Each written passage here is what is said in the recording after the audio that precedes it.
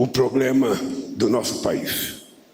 Até porque, eu digo e repito sempre, não há exemplo nenhum na história da humanidade de algum país que tenha se transformado num país de primeira grandeza, sabe, sem antes fazer investimento na educação. A educação, ela é boa para o país, ela é boa para o mundo, ela é boa para o Estado, ela é boa para a cidade, ela é boa para a família e, sobretudo, ela é boa para a pessoa que consegue se formar. Não é uma tarefa fácil. Há muitos anos, muita gente nesse país, educadores de enorme qualidade, tentaram resolver o problema da educação nesse país e sempre se parou na falta de prioridade na questão da educação.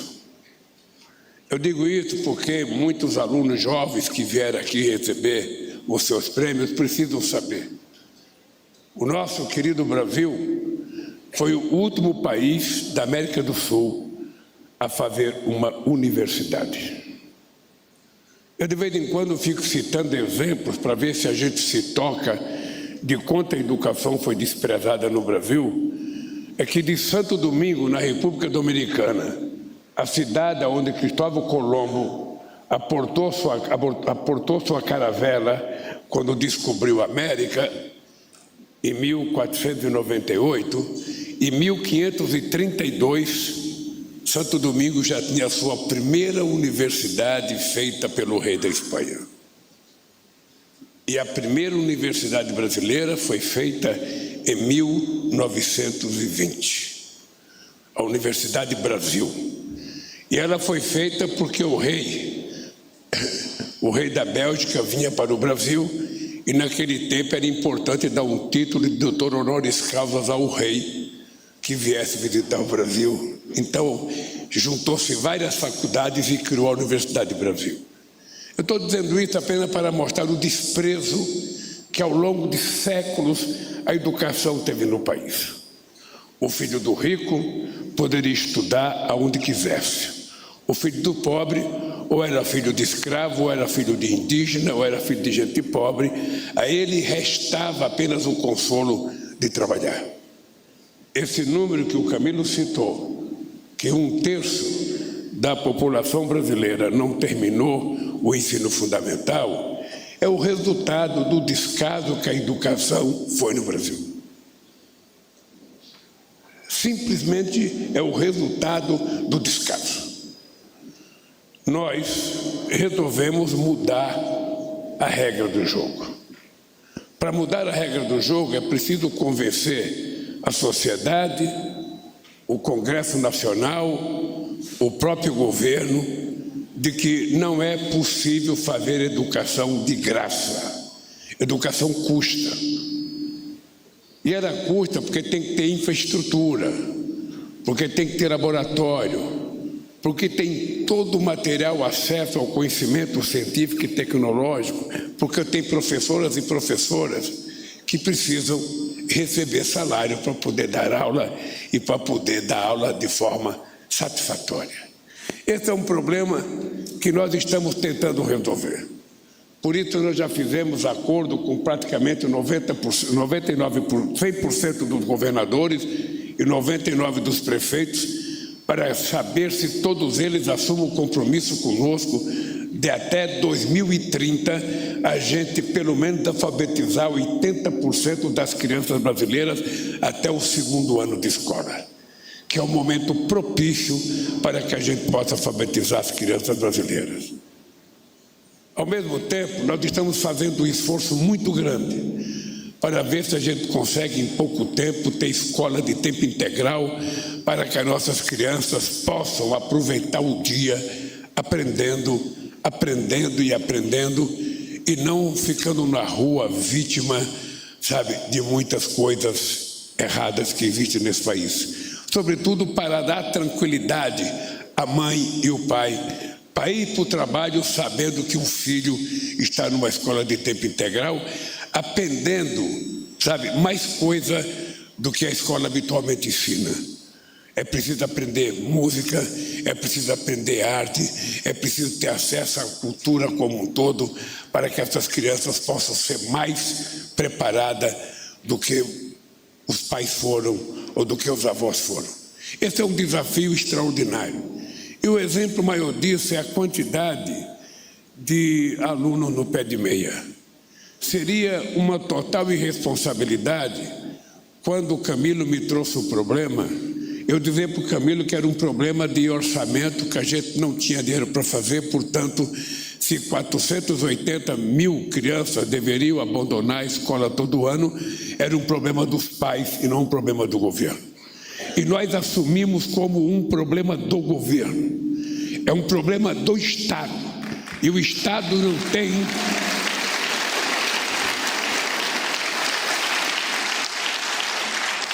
O Estado não pode transferir a sua responsabilidade para a família, ou não pode transferir a nossa responsabilidade para Deus. É preciso que a gente assuma a responsabilidade, e foi por isso que nós criamos o Pé de Meia, para garantir que esses jovens, meninos e meninas, possam continuar na escola estudando. E eu tenho certeza que para aqueles que pensam que nós estamos gastando dinheiro para colocar menino no ensino técnico, daqui a alguns anos eles vão agradecer o dia em que esse país teve um governo que se preocupou em não deixar os nossos adolescentes desistir do ensino para trabalhar e assustar no orçamento familiar. Da mesma forma que nós tivemos uma preocupação com a formação técnica profissional dos nossos meninos. É importante a gente nunca deixar de falar. Em 100 anos, de 1909 a praticamente 2003, este país construiu, ao longo de um século, apenas 140 institutos federais. Nós vamos terminar o nosso mandato, agora em dezembro de 2026, com 785 institutos federais espalhados por esse país. E ainda é muito pouco, se a gente levar em conta o atraso a que nós estamos submetidos. Porque é necessário que a gente tenha noção de que o mundo está exigindo de cada um de nós cada vez mais competitividade, cada vez mais uma boa formação, cada vez mais produtividade, cada vez mais conhecimento, para que a gente possa se transformar numa nação competitiva com as nações mais desenvolvidas do mundo. E esse é um desafio que está colocado para nós. É um desafio que está colocado para o Camilo. E por que Camilo veio ser ministro da Educação? Eu já tinha tido muita sorte quando eu trouxe o companheiro Fernando Haddad para ser o meu ministro da Educação, que nós fizemos uma pequena revolução na educação nesse país, criando o REUNE, criando o ProUni, começando a fazer os institutos federais e fazer a universidade. É importante, jovem, que vocês não tenham, não esqueçam nunca. Eu sou o único presidente da República desse país que não tem o diploma universitário. E tenho muito orgulho de ser o presidente que mais fiz universidades federais na história desse país e mais extensões universitárias.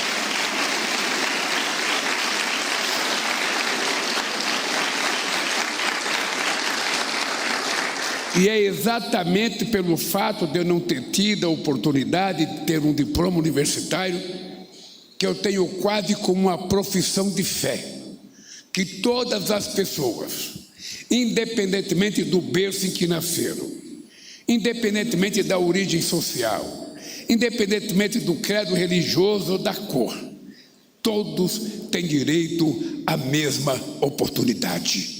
Nós não queremos tirar direito de ninguém, absolutamente de ninguém.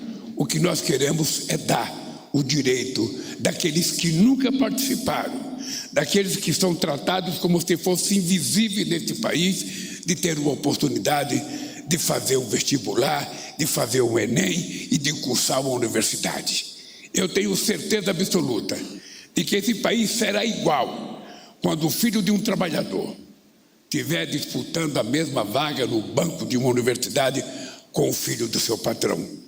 Isso não será prejuízo para ninguém, será qualificação, igualdade da sociedade brasileira. Todos têm que ter oportunidade e cabe ao Estado garantir que o filho do mais pobre possa disputar uma vaga na universidade junto com o filho do mais rico. Da mesma forma, a lei de cota que foi aprovada. Ora, se a gente não levasse em conta a necessidade da gente recuperar o prejuízo histórico desse país, a gente ia ter cada vez mais uma sociedade muito desigual, porque teve muita gente segregada. Muita gente segregada. Ao longo de séculos, pessoas foram segregadas. Eu sou filho de um homem que morreu e ele não deixava minhas irmãs ir para a escola porque minhas irmãs iriam escrever carta para o namorado. E quem é próximo da minha idade, que nasceu em algumas regiões desse país, sabe que era assim que era pensado. As meninas não podiam estudar porque iam escrever carta para os namorados. E é preciso que a gente então comece a perceber o orgulho que me dá quando a gente percebe que o número de meninas é muito maior no Enem do que o número de meninos. Quando a gente percebe que a USP, que era uma universidade de brancos, hoje é uma universidade em que tem brancos e negros em igualdade de condições. Nós estamos apenas tentando recuperar o tempo perdido para fazer justiça. E quando o companheiro Camilo propôs a entrega desse prêmio, eu acho uma coisa extraordinária, porque um prêmio, por mais singelo que ele seja, ele provoca uma competitividade entre escolas, entre municípios e entre estados. É sempre muito orgulhoso ganhar um prêmio e, sobretudo, ganhar um prêmio, sabe, como governadores de estado que foram os que mais incentivaram, sabe, os meninos e as meninas estudarem. Da mesma forma que a Olimpíada da Matemática, eu sempre conto que quando nós começamos a discutir a Olimpíada da Matemática no setor público aqui em 2004, tinha muita gente que dizia que o pobre não tem interesse por isso. Lula, você está perdendo tempo, os alunos de escola pública não querem fazer a Olimpíada da Matemática. A gente fez quase que na marra. E no primeiro ano se inscreveram 10 milhões de alunos. No segundo, 14 milhões de alunos. No terceiro, 19 milhões de alunos. Ou seja, porque nesse país sempre se partiu do pressuposto de forma negativa. Ah, não dá, ah, não pode, ah, não tem jeito, ah, não é possível. Pelo amor de Deus, vamos tentar. Vamos dar um crédito para que as pessoas tenham uma chance. E quando as pessoas têm uma chance, as pessoas começam a dizer: eu não vou permitir que essa chance me escape. Eu quero construir um sonho. E eu posso dizer para os jovens que hoje ganharam o prêmio aqui, sem conhecer a mãe de vocês, sem conhecer o pai de vocês, eu tenho certeza que o maior sonho do pai de vocês, o maior sonho da mãe de vocês, é verem você ter um diploma numa universidade ou no Instituto Federal, se formar e ter uma profissão. Porque uma profissão não é tudo na vida da gente, mas uma profissão garante a gente sair da miséria que a gente vive nesse país. Eu vou terminar dizendo uma coisa para estimular vocês. Foi graças a um curso técnico que eu fiz no Senai, que eu fui o primeiro filho da minha mãe, de 8, a ganhar mais que o salário mínimo. Eu fui o primeiro a ter um televisor. Eu fui o primeiro a ter uma geladeira. Eu fui o primeiro a ter um carro. Eu fui o primeiro a ser presidente do sindicato e fui o primeiro a ter uma casa. E o único a ser presidente da República desse país. Isso.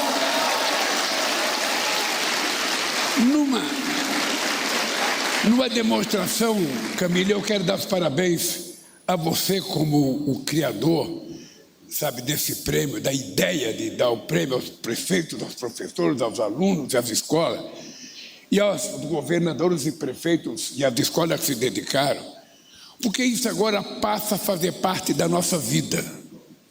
Tem gente que coloca no currículo até uma palestra que ele deu.